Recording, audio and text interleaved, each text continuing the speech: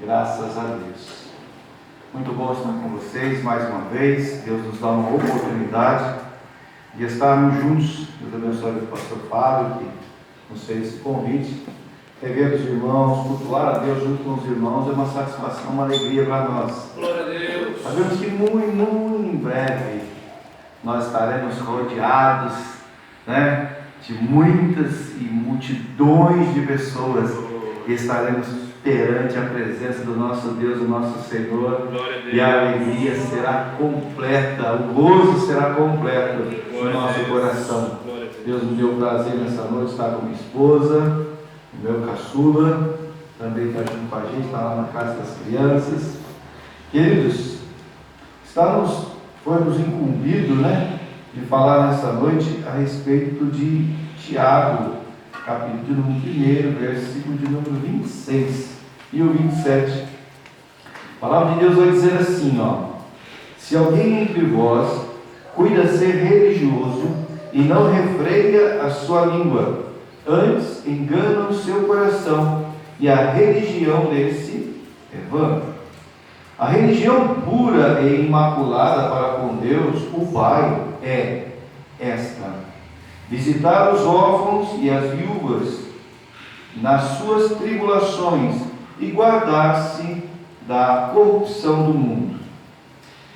Quando nós olhamos para a carta de Tiago, quando nós olhamos para as cartas paulinas, carta de Pedro, Hebreus, nós vemos algo em comum em tudo isso.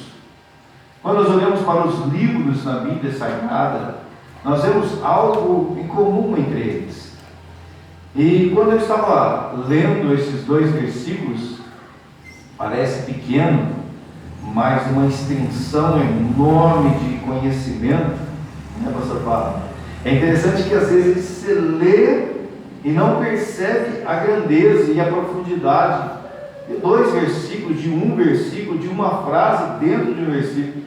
E quando você para poder fazer a meditação nisso, aquilo parece que vai abrindo a sua mente, o seu coração, para o entendimento de tudo isso. Mas como eu disse que há algo em comum em tudo isso, e eu acredito ser algo chamado salvação. É interessante que, quando nós olhamos para a Bíblia no todo em si, você percebe-se que ela vem dando para nós estratégias, ela vem dando diretrizes para nós, para um único objetivo. E esse objetivo é o plano eterno de Deus. É o plano que Ele fez para nós alcançarmos a salvação e vivermos uma vida eternamente com Ele. O objetivo de toda a Bíblia é nos levar a estar nos braços dele por toda a eternidade. Aí cada carta, cada livro vai trabalhar algumas especialidades ou especificações, de forma que vai nos mostrando em como nós sermos moldados pela palavra para que cheguemos até o alvo. E Tiago, ele trata muito, mas muito profundamente dessa questão. Então a gente vai estar compartilhando com os irmãos sobre este assunto, mas eu quero falar com vocês primeiro no versículo de número 27 e depois nós vamos para o 26. Quando ele fala assim que a religião pura e verdadeira aos olhos de Deus é cuidar de órfãos e viúvas em suas dificuldades e deixar-se não se corromper pelo mundo. Bom, a Bíblia vai falar alguma coisa sobre sobre a religião, sobre a verdade na religião. Nós entendemos que na época de Jesus, principalmente, a necessidade dessa classe social, os órfãos, a viúva, era os mais necessitados da época. Por isso que Tiago ele vai falar com muita propriedade sobre isso. Olha, cuidar dessas pessoas, zelar por elas, acolhê-las, suprir as suas necessidades, é de suma importância para que nós cristãos façamos isso. E é a única forma de nós levarmos a igreja a ser parecida com Cristo. Porque Tiago faz menção em tudo aquilo que, como ele era conhecido, como meio-irmão de Jesus, tudo aquilo que o Salvador passou em cima dessa terra fez com essas pessoas. Ele acolhia, ele abraçava, ele curava, ele cuidava, ele supria as suas necessidades, e ele advertia os discípulos a fazerem da mesma forma. E Tiago, ele vem falando para que a igreja ela se pareça verdadeiramente com o seu mestre, com o seu Senhor. Ela precisa entrar por esses parâmetros. Veja que interessante, Filipenses capítulo de número 2, verso de número 5, ele vai falar dessa forma: olha, de sorte que haja em vós o mesmo sentimento que houve em Cristo Jesus, obediência. Embora sendo Deus, não considerou ser igual a Deus, mesmo que fosse algo que devia se apegar a Ele.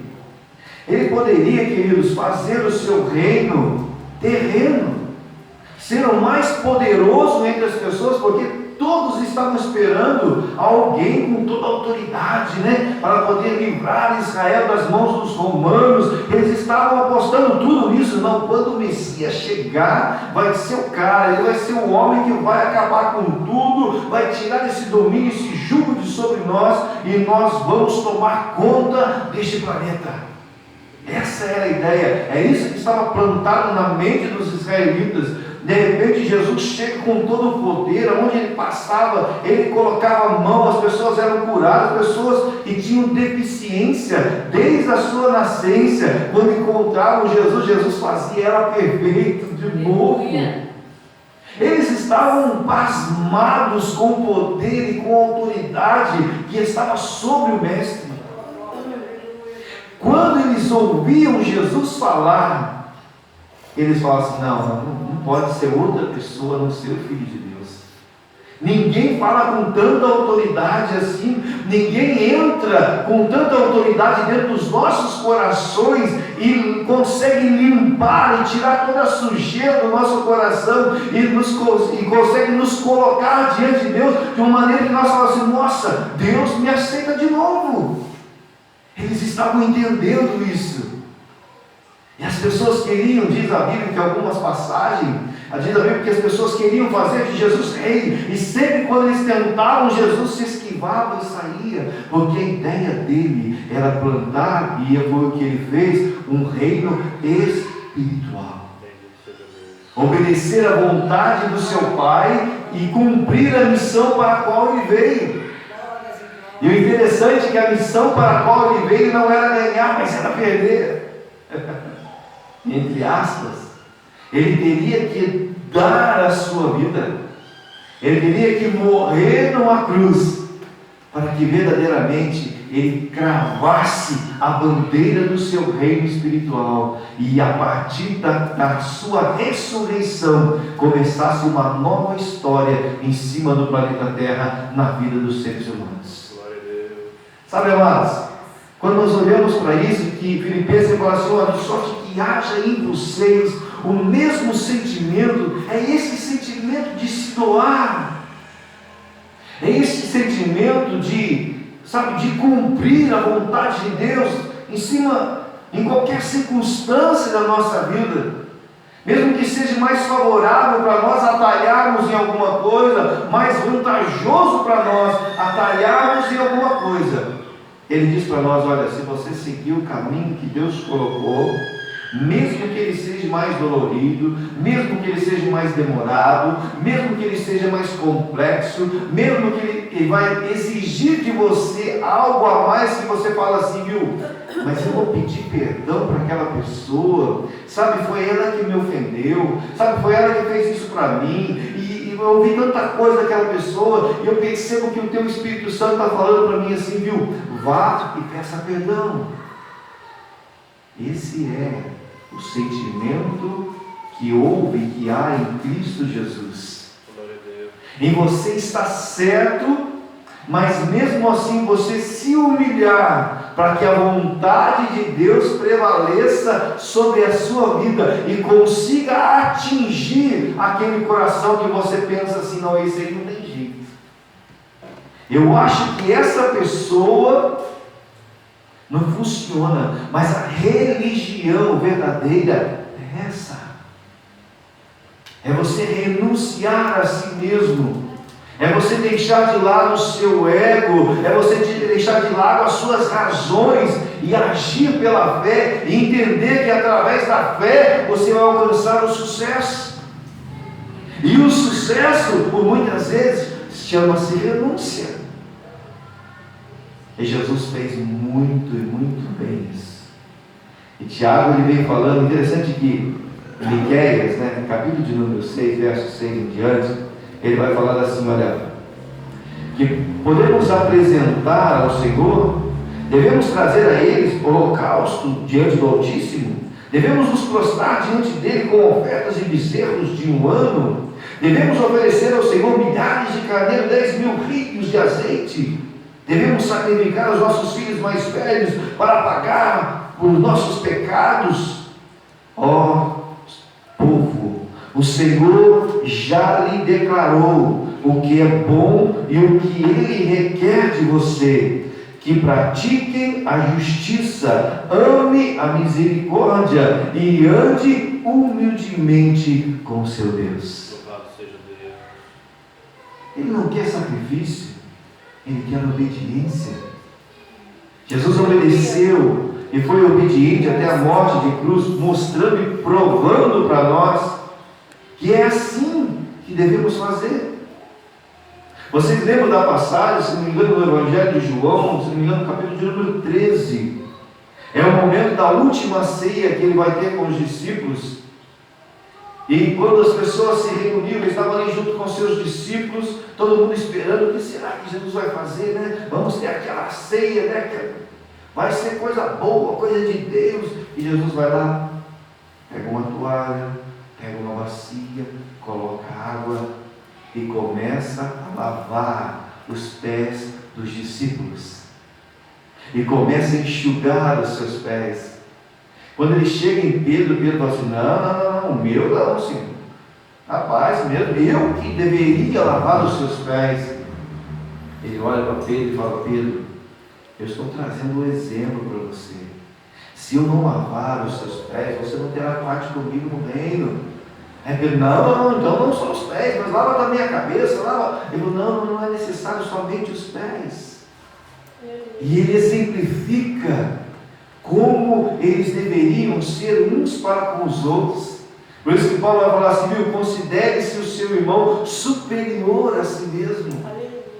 Dê honra ao seu irmão, honre-o, porque é ele que o Senhor colocou no seu caminho. Ele diz, ame o próximo como a ti mesmo. Interessante que quando nós olhamos para a palavra de Deus, vemos Miqueias falar dessa forma, olha, as pessoas estavam pensando, o que nós podemos fazer então para agradar esse Deus? Sabe, quando você olha para o Novo Testamento, você vê uma passagem bem semelhante a essa. É um homem que é considerado, a passagem chama assim, o jovem ou o homem rico. É interessante que quando Miqueias ele fala assim, o que nós vamos apresentar? Isso, aquilo, ele fala assim, não, veja bem, o que o Senhor requer de vocês, ele já declarou, olha, pratique a justiça, a misericórdia e ande humildemente. Quando aquele jovem rico ele se apresenta para Jesus, ele já chega falando, abordando Jesus, falando para ele assim, bom mestre. Aí Jesus olhou para ele, mas por que você me chama bom? Não, porque o Senhor, sabe de todas as coisas. Fala para mim, como o Senhor sabe de tudo, o que eu devo fazer para herdar a vida eterna? Aí Jesus fala, o mandamento é esse, assim, assim, assim. Ele, não, tudo isso já tenho observado desde a minha meninice. Já pensando na sua mente, agora eu já ganhei ele. Agora eu já falei para ele que eu faço tudo isso, eu já mostrei para ele a minha postura, já mostrei para ele a minha índole, o meu caráter. Só que ele se esqueceu que Jesus não era só mestre, Jesus é Deus. E Jesus não sondou a aparência dele, Jesus não sondou as palavras que saíam da boca dele, Jesus sondou o coração dele. E quando Jesus sonda o coração, é como se Jesus estivesse olhando, ou nós olhando para um espelho muito claro. muito visível aquele que você está vendo. E quando Jesus sonda o coração dele, fala para ele assim: viu, resta-te ainda alguma coisa. Sabia que ele tinha muitas posses. Jesus falou assim: viu, vai e vende tudo aquilo que você tem, dê aos pobres e me siga, e você terá um grande tesouro no céu. O que aquele rapaz fez? Virou as costas para Jesus e foi embora, porque tinha muitas posses. Deus, Ele não aceita de nós, Ele não consegue absorver de nós quando nós tentamos manipulá-lo, até mesmo na oração.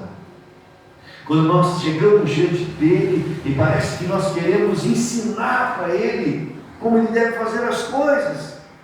Parece que quando nós chegamos diante dele e começamos a bajulá-lo: oh Senhor, disso. É claro que nós devemos exaltar o nome de Deus, mas ele sabe quando as palavras são apenas palavras e não saem do profundo do nosso coração. Às vezes, queridos, nós estamos tão preocupados, com o vocabulário, com a maneira de falar, com a maneira de orar, de se expressar, e Deus só está esperando que saia algo do profundo do nosso coração, com palavras simples, porque Ele é um Deus simples. Vocês lembram daquela passagem quando Jesus falava sobre dois homens que estavam no templo, e que os dois estavam orando, e um se apresentava, um era fariseu, ele se apresentava cheio de pompas, dizendo aquilo que ele estava fazendo, e de repente aquele outro publicano que estava lá no cantinho lá, ele começava a dizer assim: Senhor, tem misericórdia de mim, tem misericórdia de mim. E Jesus fala para os discípulos: qual deles saiu do templo justificado? Aquele que derramou o seu coração, aquele que disse que não era ninguém e que dependia somente de Deus, ou aquele que se achava autossuficiente e que tudo aquilo que fazia era aquilo que verdadeiramente ele era? Sabe, amados, a verdadeira religião, aquela que é pura, é aquilo que nós nos entregamos diante de Deus e nos colocamos nas mãos dele, como Jeremias fala, nos colocamos nas mãos do oleiro e dizemos para ele: Senhor, trabalha no vaso, faça conforme a tua vontade. Aquilo que está trabalhando, Senhor amado, vai tirando essas arestas, vai contornando, vai trabalhando com as suas mãos e vai purificando, moldando para que eu seja um vaso de honra na tua casa. Não, Senhor amado, para ser mais do que os outros, mas para poder servir mais e mais daquilo que eu posso e daquilo que eu não posso, porque eu sei que o Senhor é tudo na minha vida. Aleluia. Deus requer de nós que nós cumpramos os mandamentos que Ele reduziu em 2: adorar a Deus acima de todas as coisas e amar ao próximo como a nós mesmos. Ele requer isso de nós, para que a nossa religião, para que nós entendamos o que é ser religioso na presença de Deus. Nós precisamos entender, queridos, que nós precisamos cumprir os mandamentos eternos de Deus. Não é difícil quando nós estamos em Cristo Jesus. É difícil quando nós estamos na carne. É difícil quando nós não observamos as orientações de Deus. É difícil quando nós deixamos e falamos para Jesus assim: viu, senta aqui um pouquinho, deixa que essa parte eu resolvo. E Deus olha para nós e fala assim: poxa, se você me deixasse no controle, eu resolveria tudo e você sofreria muito menos. Mas você prefere achar que sabe e sofrer, e bater em ferro frio, e ficar batendo contra os aguilhões, e ficar socando contra a parede, achando que sabe. Um dia nós assumimos um compromisso com Ele, e nesse compromisso nós falamos para Ele assim: Senhor, o trono é teu. Até aqui eu tomei conta. Até aqui eu fiz do meu jeito. Eu fiz essa escolha uns anos atrás. Sei que Ele me escolheu primeiro. Eu sei que Ele estendeu a mão, foi Ele que me tirou. Mas eu me posicionei desta forma, eu disse para Ele: Senhor, a partir deste momento, o controle é Teu. Glória a Deus. Cumpra a Tua vontade sobre a minha vida, para que verdadeiramente eu viva aquilo que o Senhor deixou para que eu vivesse em cima dessa terra, e sabendo que eu estou fazendo e cumprindo o Teu querer e a Tua vontade. O verso de número 26, ele vai falar assim, ó: se algum de vocês afirma ser religioso, mas não controla a língua, engana-se a si mesmo, e a sua religião não tem valor. Então nós entendemos o que é religião. Entendemos que é cumprir a vontade de Deus, entendemos que é renunciar, entendemos que é cumprir os mandamentos, adorar a Deus sobre todas as coisas e amar o próximo como a nós mesmos. Entendemos que a necessidade do nosso mundo, né, contemporâneo, nós precisamos nos preocupar com o que está acontecendo à nossa volta, com as pessoas que estão à nossa volta, olhando para Mogi Guaçu, entendendo que Mogi Guaçu precisa ser impactada pelo poder de Deus, famílias estão escravizadas, pessoas estão lançando a sua vida fora, estão pessoas pulando de viaduto, tirando a sua vida, achando que é a solução, e a igreja está plantada na cidade de Mogi Guaçu, e nós precisamos entender que essa igreja precisa sair para fora, para que a religião verdadeira realmente funcione nas nossas vidas, para que nós vivamos essa religião que, atendendo todas as expectativas de Deus sobre a nossa vida ou sobre a igreja, agindo dessa forma. Só que depois Tiago vai falar assim, olha que coisa interessante: se vocês afirmam, já que vocês entendem que é tudo isso, e vocês fazem tudo isso, só que se você não controlar a sua língua, você está enganando a si mesmo, e a sua religião não é verdadeira. Ou seja, a palavra religioso aqui significa triskos, né? Ela não significa então cultuar a Deus em um determinado local, como nós estamos aqui. Ele fala assim, se algum de vocês afirma ser religioso, né? Aquele que cultua, que está, como nós estamos aqui reunidos, Tiago não está falando sobre isso. Tiago está falando sobre algo muito maior. Tiago está falando sobre comportamento. Por isso que ele fala assim, se você não controla a sua língua, então você está jogando tudo fora. Você ouve uma palavra na igreja, você ouve os ministros e você diz, eu guardo essa palavra no meu coração como salmista para não pecar contra Deus, mas eu não consigo refrear a minha língua, eu não consigo controlá-la. De repente, uma palavra errada, uma maneira, uma expressão que você usou, que a gente usa, você acaba ofendendo uma pessoa que, quem sabe, não estava preparada para ouvir aquilo que ouviu de você. Olha que algo interessante. Conta-se que uma determinada pessoa, uma pessoa reconhecida até no meio evangélico, aquele homem de Deus, com uma boa reputação, de uma boa índole, alguém lançou uma palavra errada, um falso testemunho sobre a vida dele, e aquilo começou a impregnar na cidade, a reputação daquele homem começou a cair no conceito das pessoas. Foi algo que foi degradante, foi humilhante, e não era verdade. Só que aquele homem foi sentindo mal com aquilo, adoeceu, e estava prestes a morrer. E aquela pessoa que lançou aquele falso testemunho se arrependeu e foi visitá-lo no hospital. Quando chegou lá, subiu os andares no hospital, chegou no quarto daquela pessoa, daquele homem de Deus, e ele disse para ele, olha, eu quero pedir perdão para o Senhor, porque tudo aquilo que eu falei era mentira.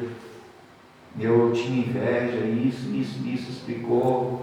Quero que o Senhor me perdoe. Ele falou assim, perdoo. Meu coração não tem mágoa. Mas eu quero pedir um favor para você. Pega esse travesseiro. Ele pegou o travesseiro. O travesseiro é um chique, pena de ganso. Ele falou assim, leve ele até a janela. Aí ele levou até a janela e falou assim, abre ele, faça um favor para mim, abre ele e solte o que está dentro.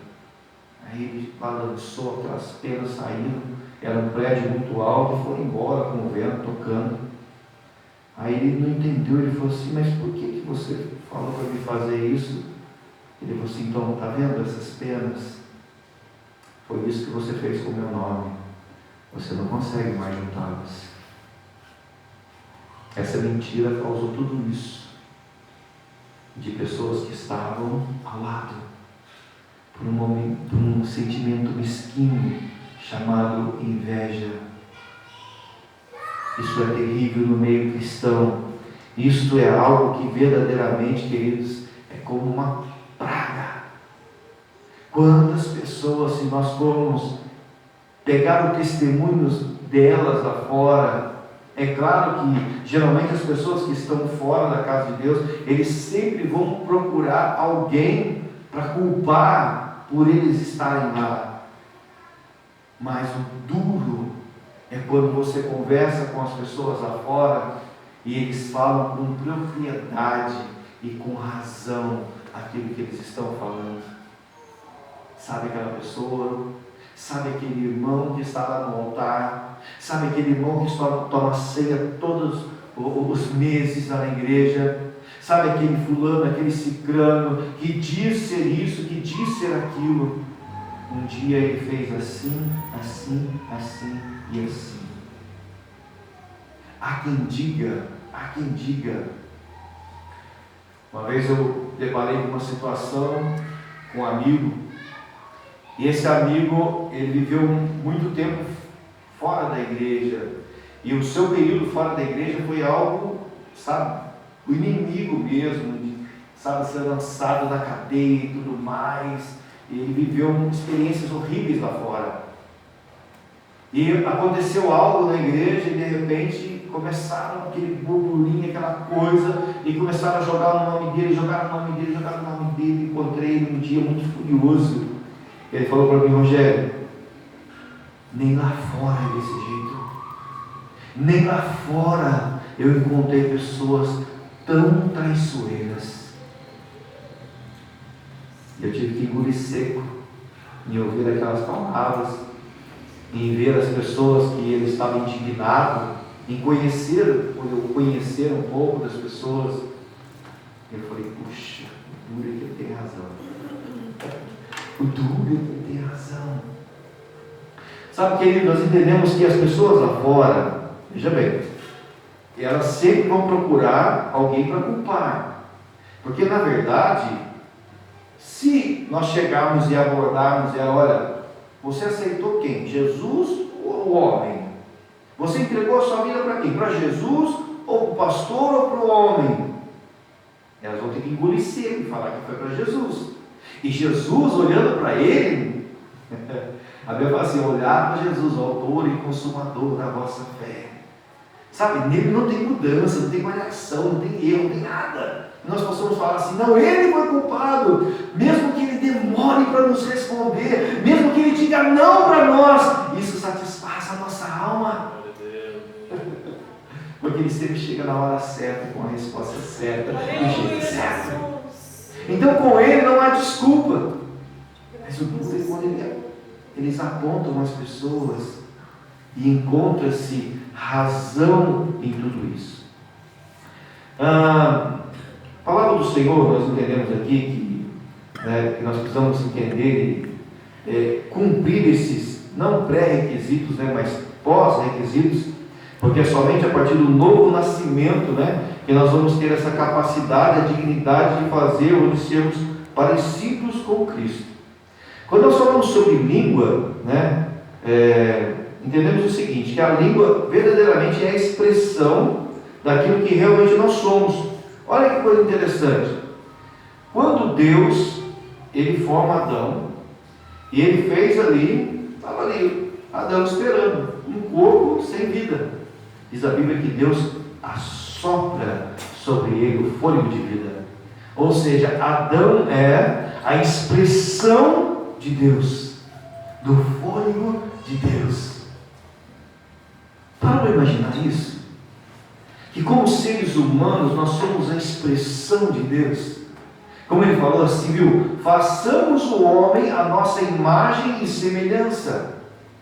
O homem estava representando toda a humanidade. E nós estamos imbuídos nisso. E quando ele olha para nós, ele fala assim: bom, esse é a minha semelhança, é a minha expressão. Eu dei o meu fôlego de vida para eles. Mas como nós podemos ser a expressão de Deus e ter dentro do nosso coração um sentimento egoísta ou egocêntrico? Como nós podemos ser a expressão de Deus e ter um sentimento mesquinho do nosso coração, sabe? Tudo é meu, tudo é meu, tudo é meu, se marcar até aquilo que é seu é meu. E Paulo vai falar assim, né? Viu? Não se atende cada um para aquilo que é seu, mas para que é do outro, não para tomar, mas para poder se doar. Olhar a necessidade do outro e dizer assim: você precisa, toma, o que eu tenho é seu. Tiago ele vai trabalhar dessa forma, e o apóstolo Paulo também fala sobre isso. A língua, ou melhor, a expressão de Deus olhando para nós, não pode ter aquele sentimento, sabe, de inveja, de olhar para as pessoas e pensar assim: poxa, podia ser eu.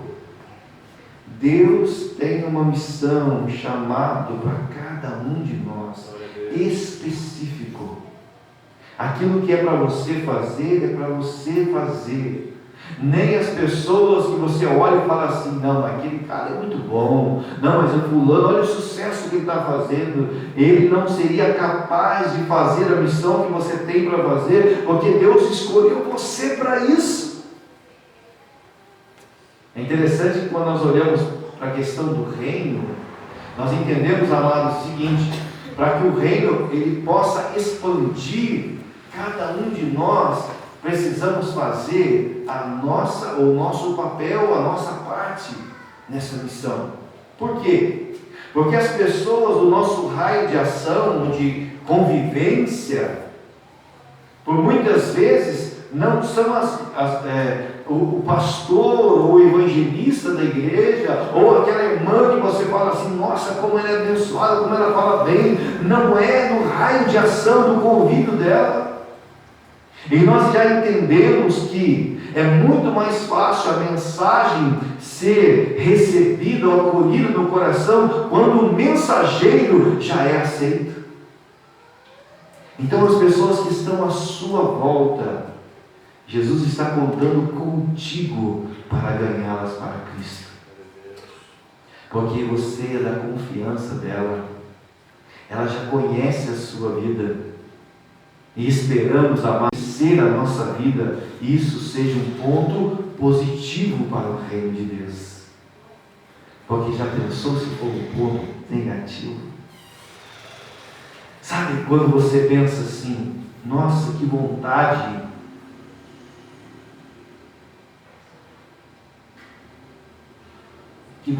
de convidar aquela pessoa para ir na igreja.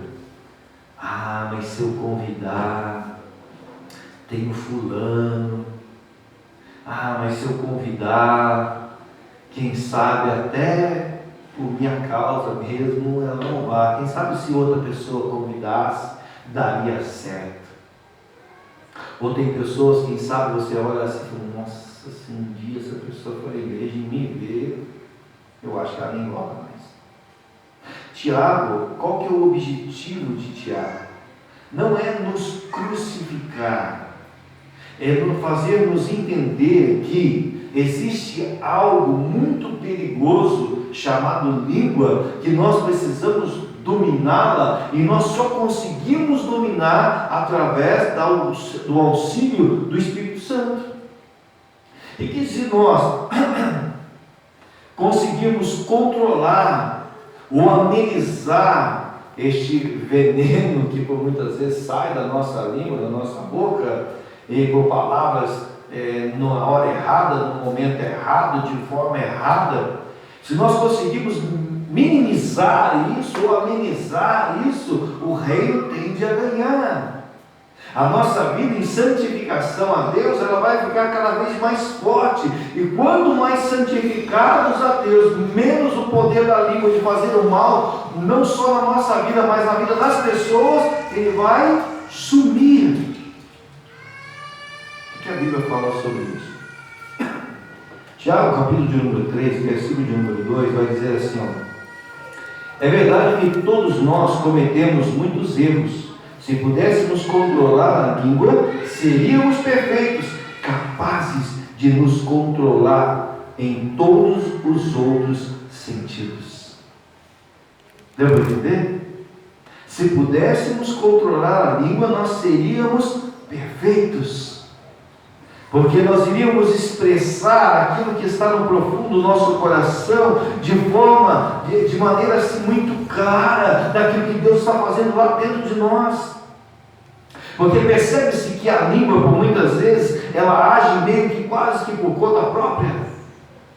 Você ouviu, não soube vigiar, já sai na boca, nem desce ao coração, já sai. É isso que atrapalha. Mas o que então faz com que as palavras saem dos nossos lábios de forma que nós nem esperamos? Existe algo também muito complicado que está dentro do ser humano, mas que Jesus também nos ensina a trabalhar sobre isso. É algo que nós nascemos com ele e vamos morrer com ele, chamado temperamento. Existem pessoas que são sanguíneas ou explosivas. Elas não raciocinam muito para poder falar. O que houve, já solta. É um problema muito sério. Pessoas sanguíneas precisam ter um controle muito maior do Espírito Santo sobre a vida dela. Jesus ele fala assim, mas por que vocês estão carregando esses fardos pesados, esse jugo pesado? Leva o meu que é leve, suave. Ou seja, coloca o jugo do Espírito Santo, da palavra, sobre vocês, que ele vai aliviar essa carga, e essa maneira explosiva de você ser, esse temperamento explosivo, ele vai ser trabalhado pelo Espírito Santo, e você vai começar a pensar antes de você expressar alguma coisa. Deus nos ajuda em todas as áreas. Sabe por quê? Porque ele conhece aquilo que ele criou, ou aquele que ele criou. Ele sabe toda a nossa maneira, a nossa expressão de ser. Ele sabe o porquê que a nossa mente funciona dessa forma. Ele sabe o porquê que o temperamento em nós funciona dessa forma. E ele sabe como trabalhar para que isso seja harmonizado com o reino de Deus. Então ele podia pegar o sanguíneo e transformar todos eles em melancólico, deixar ele mais quietinho, mais tranquilo. Não é essa a ideia.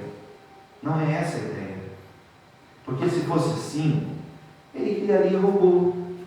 Ele mandaria aqui, não, vamos acabar com o ser humano, vamos deixar só os anjos mesmo, e vamos resolver esse negócio aí. Não. Ele falou assim, viu, você tem um livre-arbítrio. Mas se você escolher estar comigo, eu vou ensinar vocês algo que nem a ciência consegue entender. Algo que os homens levarão anos e anos para poder achar uma pega, algo pequeno, para começar a entender. Eu sei tudo o que existe dentro de vocês, dentro de cada um de vocês, nos mínimos detalhes. Eu sei, eu tenho todo o antídoto contra muitas coisas ruins na vida de vocês e contra muitas coisas que vocês têm capacidade de fazer. Eu sou aquele impulsionador que levará vocês a fazer aquilo que agrada a mim, agrada o reino, e vocês ficarão satisfeitos, entendendo que são capazes de fazer tudo na perfeição da vontade de Deus. Porque já reparou, quando nós olhamos para nós mesmos, nós nos sentimos incapazes? Porque esse detalhe aqui na questão da língua, ele é muito sério. Veja que Tiago vai falar assim, 3,9. Às vezes louvam o Senhor e Pai, e às vezes amaldiçoa aqueles que Deus criou à sua imagem. Estranho. Olha Tiago jogando algo para nós pensarmos E João fala da mesma forma. Como alguém pode dizer que ama a Deus que não vê e não ama o seu irmão que está do seu lado, ou que odeia o seu irmão e diz que ama a Deus? Peraí, tem alguma coisa errada. Esse tal é mentiroso. Não dá para amar a Deus, não dá para ter relacionamento com Deus se nós não tivermos um relacionamento saudável com o nosso irmão, se nós não tivermos a compreensão de que estamos todos imbuídos numa mesma missão e nós chegaremos lá juntos de mãos dadas para morar no mesmo céu e lá não tem cantinho desse nem daquele, porque todos seremos uma grande família. Sabe algo interessante? Esse dia eu estava conversando com o Reginaldo sobre isso. Algo que às vezes a nossa mente ela não capta. É que se nós captássemos isso com uma clareza assim, mais expressiva na nossa vida, no nosso cotidiano, tenho certeza que nós andaríamos aqui na terra passos firmes, tranquilo. O inimigo ia vir com canhão, com poderes ibéricos contra nós, vinha com todos os seus arsenal contra a nossa vida e não ia conseguir nada. Se nós olharmos para a Bíblia e entendermos que existe um plano chamado eternidade e que nós estamos inseridos nesse plano, não vamos ser inseridos, mas já estamos inseridos, a vida seria muito mais fácil. Entenda que a eternidade com Deus não começa a partir do momento que nós partimos dessa terra. A eternidade com Deus não começa a partir do momento que Jesus vier buscar a igreja. A eternidade com Deus começa a partir do momento em que Ele nos resgatou do lamaçal do pecado e nos trouxe para o seu aprisco. Nós já começamos a viver a eternidade com Deus. A única diferença é que estamos nesse corpo, que tem a natureza pecaminosa dentro de nós, puxa de um lado, puxa do outro, mas se o Espírito ele é mais forte dentro de nós, e ele habita dentro de nós, e a verdadeira religião está dentro de nós, e nós cumprimos isso, e nós fazemos com que todo o veneno da nossa língua, que é a intenção de matar o nosso irmão, nós conseguimos minimizar esse veneno, conseguimos aniquilar esse veneno. Nós estamos vivendo a eternidade com Cristo Jesus. A única diferença é que nós não estamos no céu, mas nós podemos vivenciar isso aqui. Sabe o que é difícil? É porque esse tempo atrás eu estava ministrando numa igreja e teve um período de oração, que era uma campanha que eles estavam fazendo. Eu comecei a orar ali junto com eles. É interessante que com os olhos fechados você vira um gigante. Você cresce. Você fala assim, vai ter uma barreira para mim, eu passo igual um rolo compressor em cima de tudo isso. Problema, aquilo que estava doendo, aquilo que estava incomodando, você joga, bate a poeira e vai embora, porque Deus é maior, a presença dele é maior, você sente aquela glória, aquela coisa gostosa, aí de repente você abre os olhos. Aí vem aquilo que nós chamamos de realidade. Só que é a nossa realidade, é a maneira de nós olharmos. Porque quando Deus olha para a nossa vida, a realidade que Ele vê é totalmente diferente de tudo que nós vemos. Ele vê os seus santos, os seus escolhidos, os seus da sua família, aquele que Ele escolheu, que Ele sabe que vai viver a eternidade com Ele. Ele fala assim, ele acordou hoje, ele vai passar por um momento difícil, ele vai chorar, ele vai ser provado, mas a vitória dele está aqui na palma da minha mão. A hora que ele cravar, a hora que ele voltar o coração para mim, vai chegar na vida dele. E nós às vezes não conseguimos enxergar isso, porque nós achamos que a realidade é essa que nós estamos vendo, mas não é. A realidade é como Ele está vendo. Isso que nós estamos vendo aqui é temporal, vai passar. Provérbios ele fala assim, a língua tem poder para trazer à morte ou a vida. Quem gosta de falar, arcará com as consequências. Provérbios 18, 21. Mas Tiago, de novo, ele vai falar assim, ó, 3, do 3 ao 6. Por exemplo, se colocarmos um freio na boca do cavalo, podemos conduzi-lo para onde quisermos. Observe também que um pequeno leme faz com um grande navio, faz voltar o piloto leve aonde ele deseja. Mesmo com ventos fortes, aquele pequeno leme vai levá-lo. Assim também a língua é algo pequeno, que profere discursos grandiosos. Vejam como uma simples fagulha é capaz de incendiar uma grande floresta. E em todas as partes do corpo, a língua é uma chama de fogo. É um mundo de maldade que corrompe todo o corpo, ateia fogo a uma vida inteira, pois o próprio inferno a acende. Veja o grande problema que nós temos que lidar.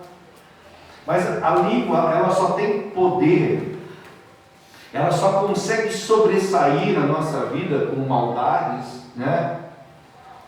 Quando nós entendemos que na luta dentro de nós, na luta interna que nós temos, que é a natureza carnal com a pessoa do Espírito Santo que habita dentro de nós, quando a natureza carnal pecaminosa, ela começa a prevalecer sobre a presença do Espírito Santo, não porque ele é fraco, mas porque nós damos lugar para que a carne prevaleça. Quando nós agimos de uma maneira errada na presença de Deus, quando nós não nos esforçamos, porque a Bíblia fala que o reino de Deus ele é tomado à força, ou seja, nós precisamos nos esforçar para manter a santificação em nossa vida, não porque nós santificamos, não, é porque nós nos esforçamos em estar na presença dele, então ele nos santifica, e quando nós relaxamos nisso, a natureza pecaminosa começa a prevalecer, então ela começa a ter domínio sobre a língua,